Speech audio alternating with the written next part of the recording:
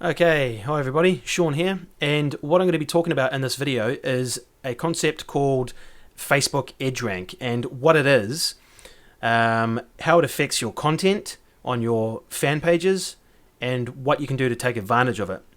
Now, there are a lot of Facebook experts out there, Facebook gurus that don't even know what Edgerank is. Some of them have never even heard of it, and they go around telling people how to use their fan pages, how to get traffic and what to post about and all that sort of stuff. But understanding Edgerank is a vital part of having a more than successful fan page. I mean, you can have a fan page that generates traffic and you get fans and you do some good business on it. But if you understand Edgerank, you'll be ahead of all your competitors. You'll smoke them. You'll leave them in the dust. So first up.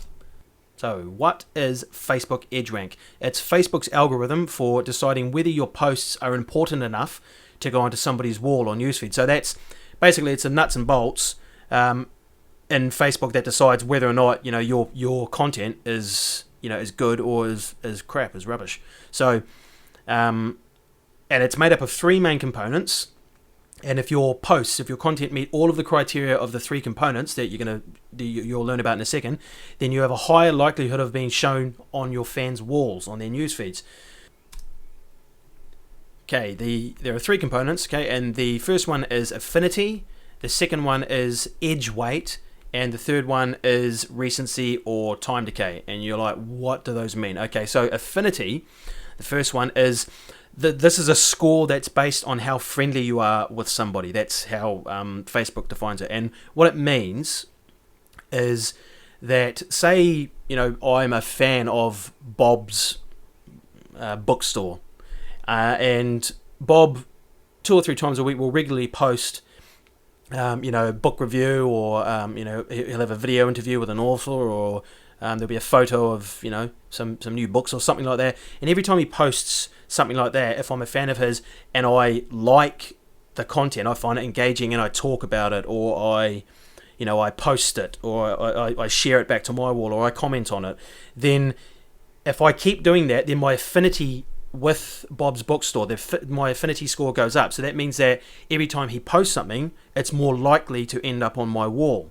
So you want to be posting stuff that is that's relevant to your market, to your niche, to your fans, and you want that content to be regular, and you also want it to be engaging, so that it needs to be relevant as well to like current affairs and things that are happening in your market, so that it will be on people's minds and they'll want to talk about it.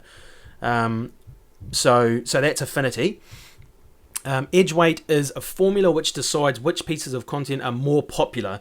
So videos, photos, and links are typically more popular than, say, just somebody liking a text post on your wall. So if people are talking about and commenting and sharing videos, any kind of media, then that tends to hold more edge weight. But the edge weight seems to be a bit of a grey area. But from what I've learned, from what I've read, and I've done a lot of reading on this, that's the crux of edge weight.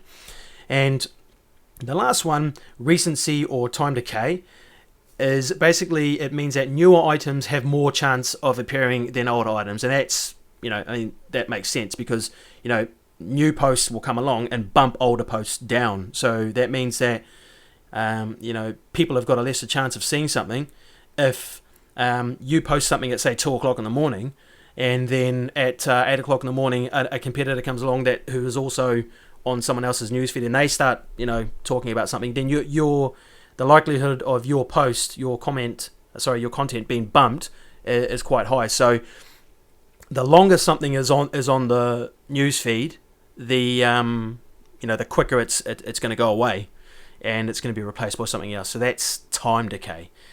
So with all those three facets, so those 3 points in mind, the idea is to always create engaging, relevant content that people are going to, every post needs to have some kind of social element to it that is going to make people socialize.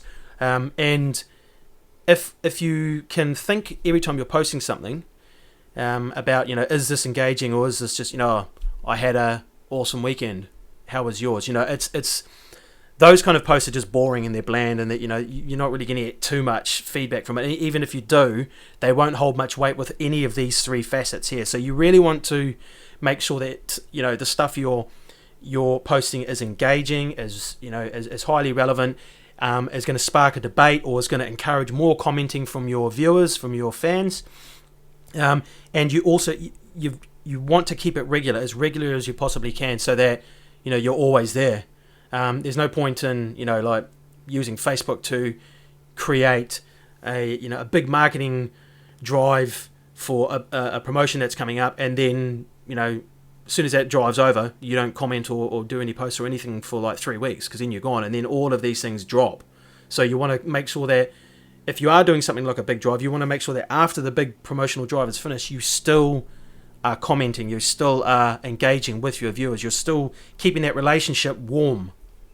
So understanding Edgerank is key to being seen by more of your fans and their friends as well. If your fans like your content and they talk about it enough, then eventually their friends will see it.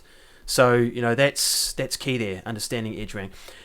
You've got more chance of your page becoming popular and staying that way if you follow all of the guidelines that I've just mentioned, all those three key points: the affinity, the edge weight, and the recency or time decay. And social Facebook is a social network. As the movie said, the social network, and it requires social elements to everything that you do. So every post, as I've already said, every post that you make, you should be asking yourself, what is the social element to this? What is going to make the viewers, what's going to make the fans engage with me in this content? And if it's, if you can't find anything, then most likely just don't put it. Find something else. Find something that's more engaging.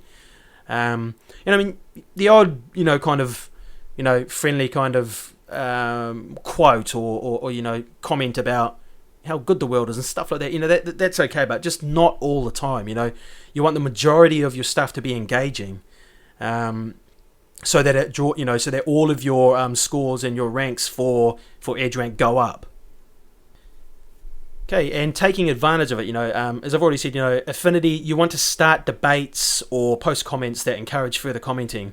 That will definitely help with affinity. Use polls often. You can post a question and stick a poll into it, and that will get people, ticking the boxes of what their opinion is and all that sort of stuff. And those are really good, the polls for helping your affinity and your edge rank overall to go up.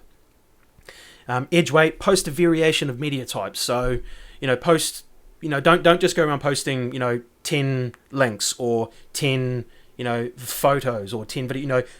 Jumble it up, mix it up. So post 2 videos, then post 4 photos, then the next time post an infographic, then maybe the next time you post a link, be it external to another web page or internal to another Facebook fan page. Doesn't have to be your own, could be someone else's.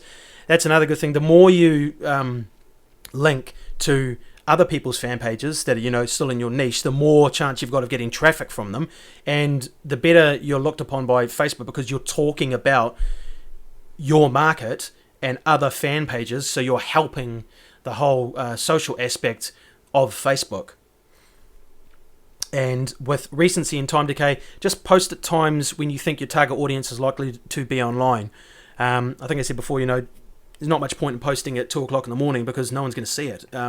Especially if if you have a local market. If say if I'm in Auckland and all of my fan base is based in Auckland, if I'm posting stuff at 1 or 2:00 in the morning, everyone's going to be in bed.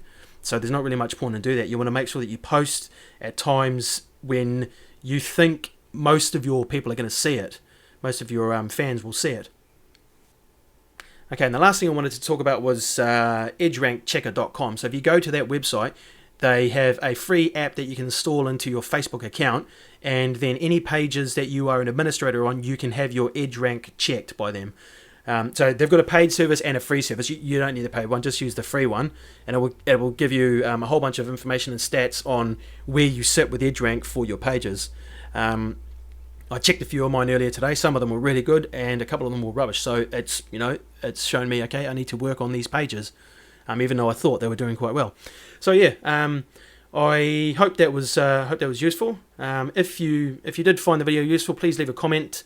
below. And if you have any information about Edgerank that I haven't mentioned that you think might be useful, please throw it in there as a comment, so that others can learn from that too.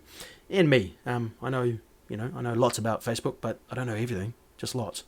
Okay, cheers, and hope you enjoyed the video. See you in the next one.